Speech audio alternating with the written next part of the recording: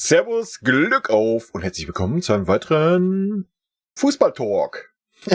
Wir gucken uns mal die Abschlusstabelle der Saison an. Die Pressekonferenz lässt noch auf sich warten, ob die heute überhaupt noch kommt.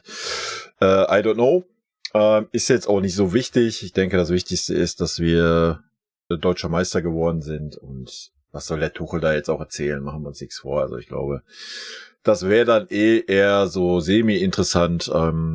Aber keine Ahnung, sollte da noch irgendwas kommen, ja, dann werde ich mir das natürlich anschauen. Und wenn die Zeit es zulässt, auch aufnehmen. Aber was jetzt so in dem Talk-Video untergegangen ist, gucken wir uns doch mal an, wer es jetzt in die Champions League geschafft hat, wer es im Europapokal geschafft hat, wer auf- und abgestiegen ist. Dann natürlich die beiden wichtigsten Infos. Wir sind deutscher Meister geworden. Der VfL Bochum ist auf jeden Fall gerettet. Ich glaube, ist beim 13-0 geblieben. Aber das schauen wir uns jetzt einfach mal zusammen ein bisschen an und ich sage ein bisschen meine Meinung dazu. Gut, ja, zu unserem Verein, denke ich, wird es nochmal die kommenden Tage ein ausführliches Video zu geben. Wir sind deutscher Meister geworden mit 21 Siegen, 8 Unentschieden, 5 Niederlagen. Ich weiß auch gar nicht. Ich mal on the fly mal eben den Kicker aufmachen. Kicker.de.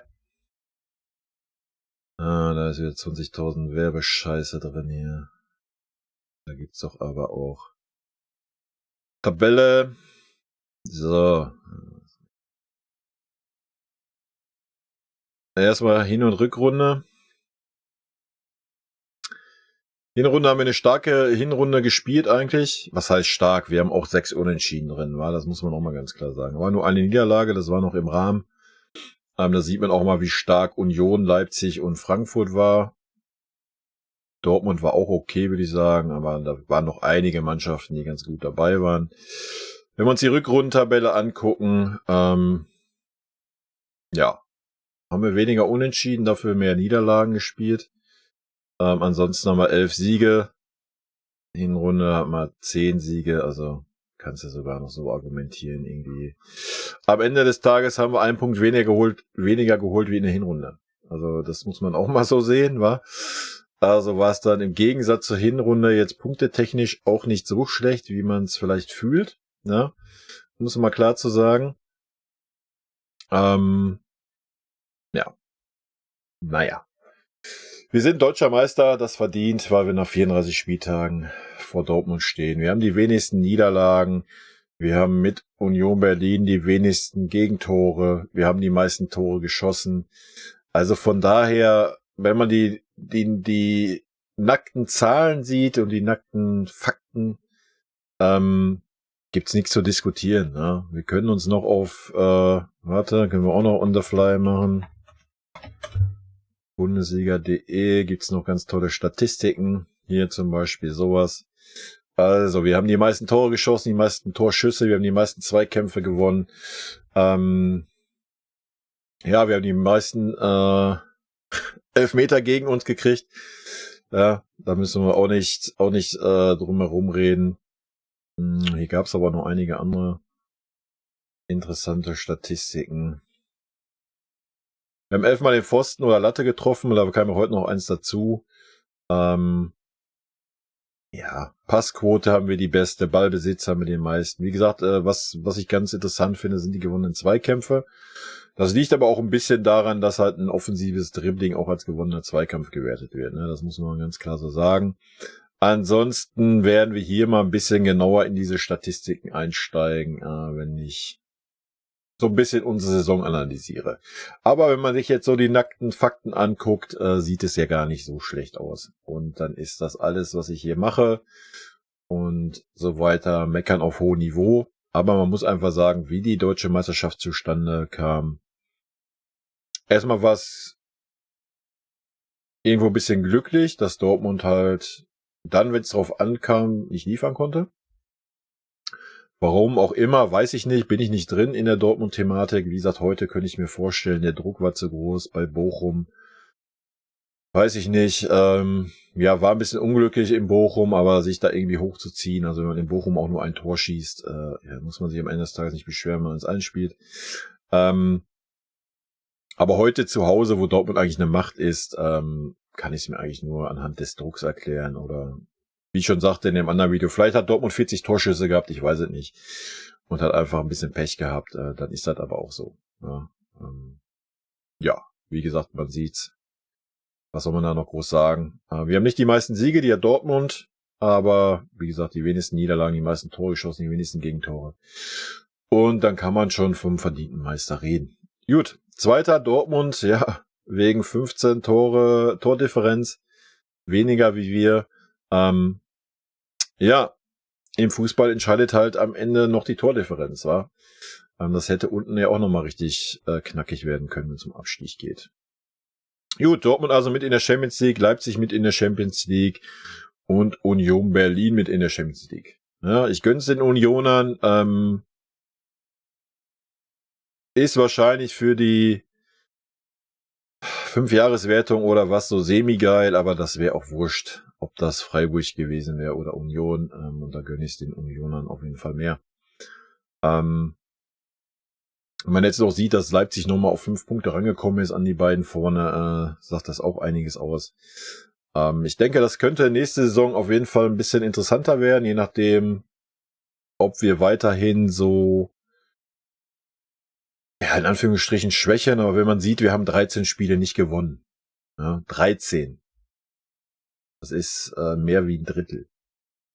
Also das ist für unsere Verhältnisse schon viel. Wir haben trotzdem 92 Tore geschossen, obwohl wir ein Stürmerproblem haben. Aber wie gesagt, gehen wir mal weg von uns, gehen wir mal hin zu den anderen Clubs. Wie gesagt, Dortmund natürlich verdient in der Champions League.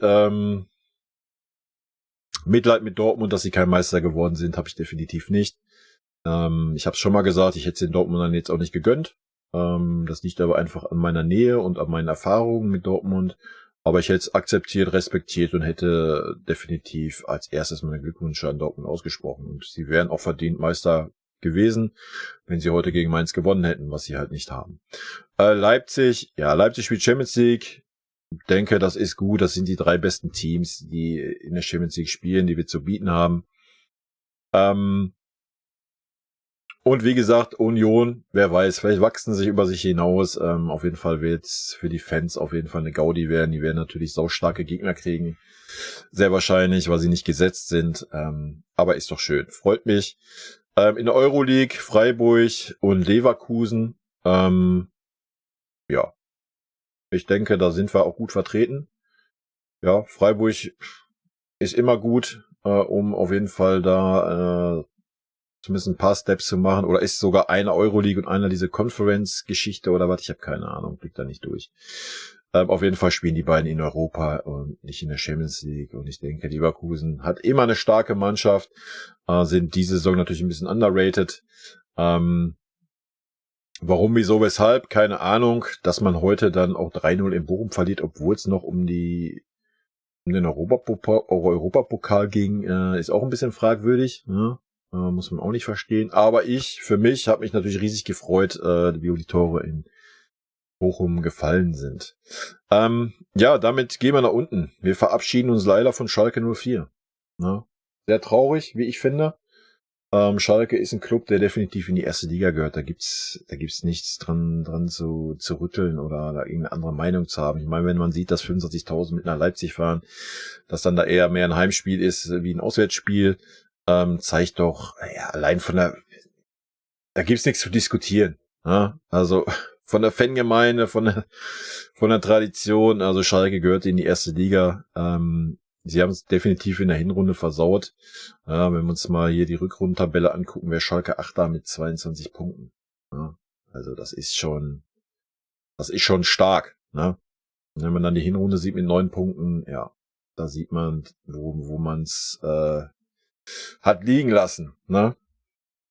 Wie gesagt, ich finde es sehr schade, aber ja, ich hoffe, die Schalker kriegen es irgendwie finanziell geschissen, noch eine Zweitligasaison. Ich weiß nicht, wie es da aussieht, auch lizenztechnisch bin ich nicht drinne.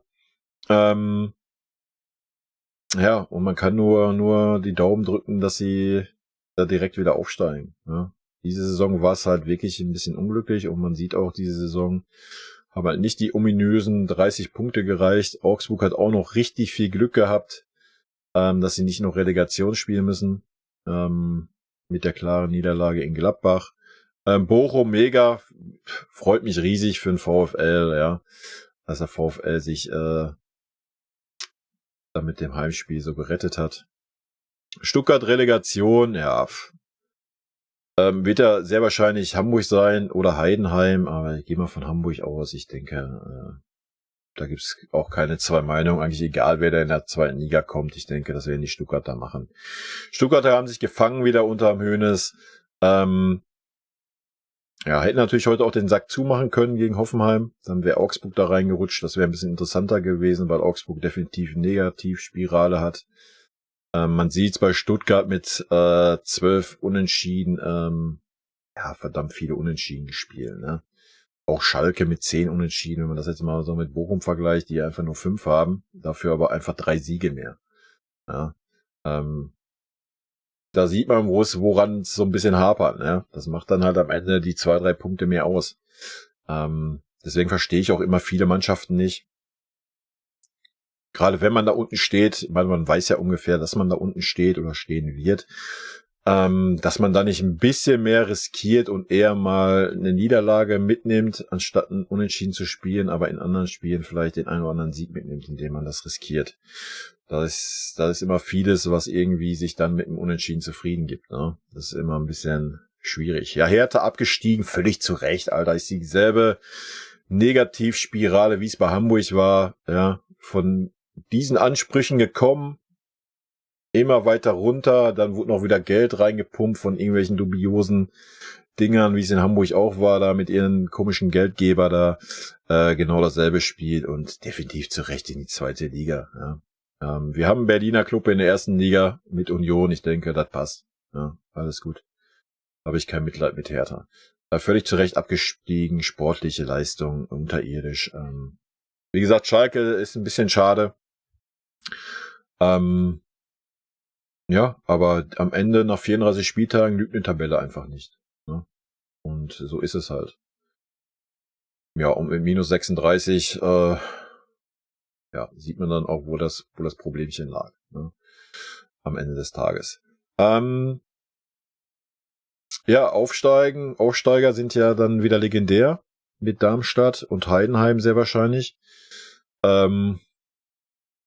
Ja, die werden wohl beide wieder direkt als Absteiger getippt werden nächstes Jahr von sämtlichen Fußball-Experten. Ja, schwierig. Fühle ich jetzt nicht so die Clubs, aber sportlich haben sie es natürlich verdient und muss man akzeptieren, respektieren. Ist immer ein bisschen schade, aber so ist es, ne? Und Hoffenheim hat ja auch nochmal die Kurve gekriegt gehabt. Ich hätte da auch kein Problem gehabt, mit in der Club mal sich verabschiedet, aber ist alles kein Wunschkonzert, ne? Hier. Ansonsten Enttäuschung der Saison. Ja, keine Ahnung. Ich habe eigentlich von den Kölnern ein bisschen mehr erwartet, wenn ich ehrlich bin. Wenn man jetzt guckt, dass es aber auch nur 8 Punkte waren bis zum Europapokal, war es eigentlich okay. Trotzdem hätte ich von den Kölnern einfach einen Tacken mehr erwartet, von Gladbach auch. Mainz hat definitiv überperformt. Wolfsburg, ja. Wolfsburg sehe ich da, wo sie stehen, genauso wie Frankfurt. Das sind so Clubs, wenn sie mal einen kleinen Peak haben in der Saison, ja, dann können sie auch oben weiter reinrutschen. Leverkusen natürlich hätte ich viel, viel mehr erwartet. Mit dem Kader auch gerade. Haben auch definitiv unterperformt. Und Freiburg und Union haben natürlich mal wieder überperformt, ja. Und da ist eigentlich der größte Respekt zu zollen an Union und auch an Freiburg, ja. Weil beide mit dem Etat, den sie haben, so zu performen, ist aller Ehren wert. Muss man einfach so sagen, ja. Das ist schon stark. Und ich hoffe, ich meine, Union ist ja letztes Jahr schon europäisch reingekommen und war dann trotzdem in der Bundesliga noch so erfolgreich und international jetzt auch nicht so unerfolgreich. Also sonst sagt man ja immer, es ist immer schwer für diese Clubs, die das erste Mal international spielen und so weiter. Ich denke, die sind da alle auf einem guten Weg. Und jetzt kann man das Ganze natürlich umdrehen und kann sagen, ja, aber wie schwach ist denn dann die Bundesliga am Ende des Tages? wenn solche Vereine da oben stehen und in die Champions League kommen. Ja, kann man so sehen, wenn man das möchte. Aber, ja, wie gesagt, ich sehe hier einzig ist Leverkusen, die ich vielleicht da oben mit erwartet hätte. Ja, alles andere finde ich jetzt nicht, dass man da sagt, man hätte unbedingt die Frankfurter da erwartet oder die Wolfsburger. Klar, wenn man jetzt den Etat sieht, wenn wir danach gehen würden, dann na klar. Aber ansonsten nicht. Ja. Ausblick auf die kommende Saison ist natürlich schwer zu sagen. Ich denke, die beiden, die aufsteigen werden natürlich auch beide definitiv gegen den Abstieg spielen. Klar kann es sein, dass sie irgendwie mal einen Lauf kriegen, so Darmstadt oder sowas. Wer weiß. Schwer einzuschätzen alles, aber ich kann es mir eigentlich nicht vorstellen. Ja, und ansonsten werden wir wahrscheinlich die jetzt hier rumkrebseln, auch wieder da unten sehen. Ne? Also Augsburg, Bochum. Ich denke, Stuttgart wird sich halten, haben halt einfach auch einen starken Kader, wie immer halt sehen. Ob sie den Kader mit in die nächste Saison nehmen können, das kann man natürlich jetzt alles noch nicht beurteilen, kommt alles auf die Abgänge, Zugänge drauf an. Gerade bei den Vereinen da unten, wo wenig Geld ist, ist das ja auch immer so eine Sache. Von daher können wir da jetzt noch nicht wirklich was zu sagen. Genauso wie Gladbach. Gladbach, wenn da die Verträge oder die Spieler ablösefrei wechseln, die gehen und der eine oder andere vielleicht noch geht. Ja, denke ich, wird da nächste Saison auch nicht unbedingt mehr drin sein, aber wer weiß, vielleicht neuer Trainer, neuer Antrieb, neue Spieler, vielleicht irgendwie günstig irgendwoher, die einschlagen, weiß man immer alles nicht. Alles ist möglich. Ich erwarte Dortmund und Leipzig definitiv als erste Gegner im Kampf um die Meisterschaft. Das war's aber auch aus meiner Sicht.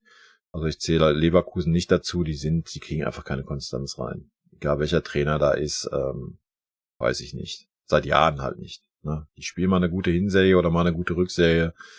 Aber so beides irgendwie konstant sieht man bei Leverkusen nicht. Ja? Also deswegen, wenn es jetzt rein um die Meisterschaft geht, Leipzig und Dortmund die einzigsten Kandidaten. Aber wie man sieht, aber auch wirklich nur, wenn wir schon schwächeln, weil wir haben irgendwie 5 Unentschieden zu Hause gespielt. Also das ist natürlich auch nicht unser Anspruch. Ne? Das muss man ganz klar sagen. Leipzig wird natürlich auch noch interessant sein, wenn Leimer wirklich zu uns kommt, wenn Nkunku noch wechselt. Da sind noch 2, 3 im Gespräch, wenn die wechseln. Ja, die holen dann wieder da ihre Spieler da, gemauschelt aus ihren Nachbarnclubs da. Also das wird da schon vorangehen, aber wird dann, wenn das so sein sollte, auch kein wirklicher Konkurrenz sein. Dann werden die auch irgendwie hier um Platz 3 bis 7 spielen, wenn da wirklich diese ganzen Leistungsträger gehen, auch wenn da noch ein Timo Werner ist, ja, sei mal dahingestellt. Wird interessant zu sehen sein, ne? Was da in Leipzig passiert. Dortmund dasselbe. Ich weiß nicht, ob man sich in Dortmund, ob man sich da irgendwie, so sicher will ich gar nicht sagen. Ich glaube, das Karma hat da einfach zugeschlagen. Nimmt ihr das? Also ich habe ein scheiß Karma und vielleicht hat in Dortmund einfach das Karma zugeschlagen, so. Wir haben ja auch so ein paar Experten in den Kommentaren gehabt, so, ja, Kobel und Haller, wir sind die nächsten Jahre wird nur der BVB Meister und wir sind schon Meister und bla und Sülz. Ja, jetzt steht man da, war. Stadt ist ausgebucht, 20 Millionen Fans da und keiner ist Meister. Große Trauer. Wird natürlich auch nicht so einfach zu verpacken sein. Wird man sehen. Kann halt in die eine oder andere Richtung gehen. Man hat es bei uns gesehen mit zum Beispiel 2013 Champions League Finale und so eine Geschichten. Kann den Ehrgeiz auslösen, kann aber auch eine Negativspirale geben. Ja. Auch da wird es interessant sein, wer jetzt den Verein verlässt. Aber auch da ist wieder das Problem, was für Argumente hat Dortmund jetzt? Außer zu sagen, wir spielen Champions League. Aber mit welchen Argumenten möchtest du irgendwelche Spitzenspieler halten oder Spitzenspieler verpflichten? Welche Aussichten kannst du denn bieten? Du kannst dir nicht wirklich ernsthaft bieten, wir spielen um Champions League-Titel. Du kannst dir nicht ernsthaft bieten, wir spielen um die deutsche Meisterschaft, weil nochmal so eine Saison, wie wir sie dieses Jahr hatten, wenn man da jetzt schon so die ersten Auswirkungen mitkriegt, mit Dressen und mit Brazzo und Olli weg, werden wir nächstes Jahr nicht nochmal so eine turbulente Saison spielen. Ja? Wenn der Tuchel dann jetzt auch endlich mal ankommt und dann da die Rückendeckung hat, weil er ist ein guter Trainer und er da vielleicht die einen oder anderen Wunschspieler kriegt, den er gerne haben möchte, dann werden wir nicht nochmal so eine Saison sehen, wie wir sie dieses Jahr hatten. Ja, also es war eine Riesenchance für Dortmund, dieses Jahr Meister zu werden und sie haben es nicht gepackt. So, welche Argumente hast du da jetzt, um den Kader adäquat zu verstärken? Das heißt, es wird in Dortmund so weitergehen wie immer. Man wird natürlich hochtalentierte Spieler kaufen. Davon werden 2/3 einschlagen, weil sie dauerhaft spielen, sich entwickeln können. Ja, und wenn sie sich super entwickeln, gehen sie nach 2 Jahren wieder. Ja, Bellingham wird wechseln, da müssen wir uns nichts vormachen. Der Junge hat ganz andere Ansprüche, was titelmäßig anbelangt. Das ist halt schwierig so. Sehe ich auch immer so das Problem in Dortmund. Ne? Womit willst du klar, du holst die Talente kommen super gerne nach Dortmund, weil sie auf sehr hohem Niveau spielen können und sich entwickeln können. Und auch wissen, ja, der Verein lässt uns gehen. Ja, das muss man ja auch mal ganz klar sagen. Wenn das eine andere Philosophie wäre, dann würde der eine oder andere Spieler gar nicht dahin kommen. Das haben wir bei Haaland gesehen. Haaland ist nach Dortmund gegangen und hat gesagt, jo, hier ist meine Karriereplanung, ich bin jetzt hier 2 Jahre und dann bin ich weg. Alles andere ist mir wurscht. Na? Und so ist das bei vielen anderen Spielern halt einfach auch. Die nehmen halt Dortmund, um den Sprung zu schaffen zu den ganz großen Clubs, wie wir, Real, Barca, die englischen Clubs. Das ein bisschen schade ist, weil Dortmund eigentlich das Potenzial hat, auch in dieser Riege zu sein. Aber Dortmund hat sich vor 3-4 Jahren auf die Fahne geschrieben, jo, wir sind jetzt der Ausbildungsverein. Und das werden sie nicht mehr los. Das werden die nicht mehr los. Schwierig. Finde ich schade. Ja, also nochmal, ich bin dafür für Konkurrenz. Ich bin auch dafür, Dortmund, ist eine super Konkurrenz. Dortmund im Westen wie im Süden. Besser geht's doch nicht. Wenn da jedes Jahr die Meisterschaft muss nicht so wie heute sein, dass ich in der 89. Minute noch den absoluten Kick im Körper verspüre und da noch zittern muss, weil Dortmund noch das 2-2 macht und man nicht weiß, wie da noch gespielt wird und hin und her. Aber natürlich ist es super, wenn man Konkurrenz in der Bundesliga hat. Ja, und auch auf hohem Niveau die Konkurrenz hat und nicht wieder irgendwie 5 Spieltage vorher Meister ist oder sowas. Also von daher wäre schön, wenn bei Dortmund ein Umdenken stattfinden würde. Ich weiß es nicht. Bin da nicht so drin in der Materie. Ich würde es mir wünschen, ja. Leipzig, sage ich euch ganz ehrlich, wünsche ich mir nicht. Als Konkurrenten wird zwar auf lange Zeit wahrscheinlich so kommen. Wünsche ich mir nicht. Hat es in meinen Augen absolut null verdient, da zu stehen, wo sie stehen. Einfach mit finanziellen Mitteln zusammengekauft. Na klar, machen sie es gut hier mit auch Spiele einbinden hin und her. Aber wir wissen auch, viel kommt da aus Salzburg und sonst irgendwo hergeschustert. Fühle ich nicht, finde ich nicht gerechtfertigt. Nee, fühle ich einfach nicht. Punkt. Kann ich gerne mal ein Video zu machen, aber ich habe es schon mal im anderen Talk angesprochen, fühle ich nicht. Aber es wird auf Dauer so sein, dass Leipzig sich etablieren wird. Irgendwann wird Leipzig sagen, so jetzt ist Schluss, jetzt werden wir keine Top-Spieler mehr verkaufen, werden sie halten und dann werden sie die Geld Kassette aufmachen. Es sei denn, es kommt noch irgendwann mal ernsthaftes Financial Fairplay, was ja immer noch in der Rede ist. Bin ich sehr gespannt. Ja, ansonsten sehe ich keinen Konkurrenten nächstes Jahr. Sage ich euch ganz ehrlich, wüsste nicht wen. Bei Frankfurt wird Koulibaly wechseln, 100 Pro, wenn nicht zu uns, dann irgendwo anders hin. Leverkusen ist auch immer kommen und gehen. Schwierig, aber wie gesagt, das sind doch alles Vereine, wenn die mal eine gute Saison auf hohem Level spielen können, können wir uns ja noch mal angucken, wenn wir hier nochmal die Hinrundentabelle uns reinziehen. So, da war Frankfurt, da war 5 Punkte, ist halt, aber Leipzig, Union hat natürlich super überperformt. Aber ja, das sind alles Mannschaften, wenn die einen guten Peak haben, wenn die einen guten Lauf haben. Aber machen wir uns nichts vor, am Ende geht die Meisterschaft über uns. Wenn wir konstante Leistungen bringen, werden wir definitiv nicht nochmal 13 Spiele nicht gewinnen. Ja? Und gerade warte mal. Ach, hier haben wir auch Heimtabelle. Hier, wir sind Vierter in der Heimtabelle. Vierter. Mit 5 Unentschieden. Zu Hause. und einer Niederlage gegen Leipzig. Das kann mal passieren. Jetzt nicht in dem Spiel und nicht in dieser Art und Weise, aber es kann natürlich mal passieren gegen einen starken Gegner. Aber 5 Unentschieden gegen alles irgendwelche Graupelclubs, das wird uns nicht nochmal passieren. Ja? Schon gar nicht zu Hause. Also, da muss man mal ganz klar sagen, wie es aussieht. Ja, das war so ein bisschen meine kleine Einordnung. Wie gesagt, alles, was ich über andere Clubs sage, ist rein an den Zahlen gemessen. Ja, ich bin da nicht drin in den Clubs. Ja, zu Dortmund kriege ich natürlich ein bisschen was mit, weil ich in der Nähe herkomme und auf der Arbeit mir die ganzen Dortmunder mal auf den Sack gehen. Da kriege ich natürlich ein bisschen was mit. Aber bei allem anderen sehe ich die Fakten, kann das so ein bisschen beurteilen und das ist meine Meinung dazu. Leute, gerne haut mir eure Meinung in die Kommentare. Gerne, was eure Überraschung diese Saison ist. Vielleicht auch, was eure negative Überraschung ist. Also für mich ist die Überraschung der Saison natürlich jetzt mit die Endtabelle angucken, Union Berlin in der Champions League.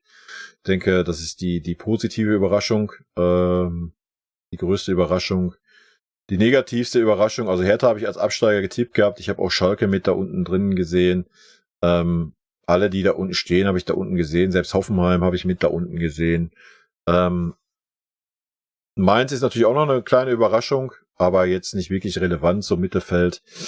Wer hat am wenigsten oder wer hat am meisten unterperformt, dann könnte man schon die Gladbacher nennen. Ne? Von den Kölner hätte man es jetzt nicht unbedingt erwartet, mal abgesehen von mir, ich habe die ein bisschen höher gesehen. Ja, natürlich kannst du auch die Leverkusener nennen, aber sie haben es ja zum Ende nochmal rausgerissen, dass sie wenigstens am Europacup gekommen sind. Ja,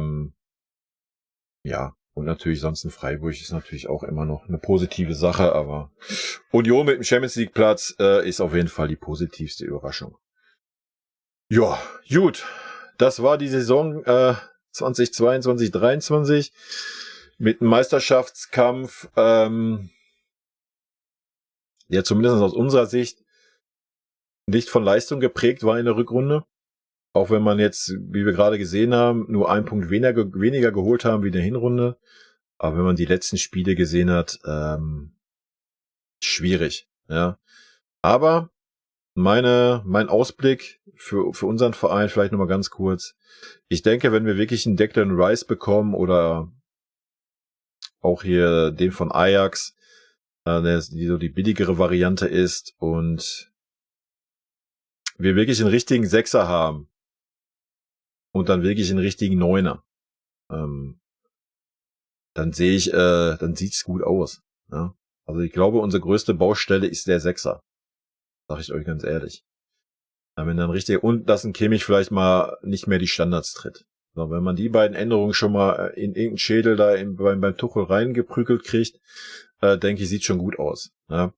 Da muss natürlich noch die Problemkinder in den Griff kriegen. Die werden natürlich nicht wechseln, so ein Gnabry oder Sané oder Mane. Weiß ich nicht, Mane wird wahrscheinlich wechseln, wenn man los wird. Schwierig. Aber ja, nochmal, ich denke nicht, gerade weil man jetzt auch schon die Konsequenzen gezogen hat mit Brazzo und Olli, dass das richtige Zeichen ist, wenn man dann auch die Konsequenzen mit 1, 2, 3 Spielerverkäufen zieht, um da auch einfach mal ein Zeichen an die restlichen Spieler zu setzen, dass das hier doch nach Leistung geht. Da denke ich, wird's nicht nächstes Jahr wieder so eine Saison werden. Und dann wird's der Rest natürlich schwer haben, ne? Machen wir uns nichts vor. Dann muss Dortmund halt auch mal überperformen, damit sie ein Konkurrent bleiben. Über die gesamte Saison, Leipzig genauso. Gut, aber wie gesagt, das wird ein extra Video werden zu unserem Verein. Das kommt aber erst in 1, 2 Tagen. Leute, das war's nochmal von meiner Seite. Und rot-weiße Grüße gehen raus. Feiert die Meisterschaft, genießt sie. Ich weiß, es ist ein bisschen schwieriger als FC Bayern-Fan. Ich weiß auch, das können die außenstehenden Fans der anderen Vereine nicht verstehen. Ist auch nicht schlimm, müsst ihr alle nicht. Tschö.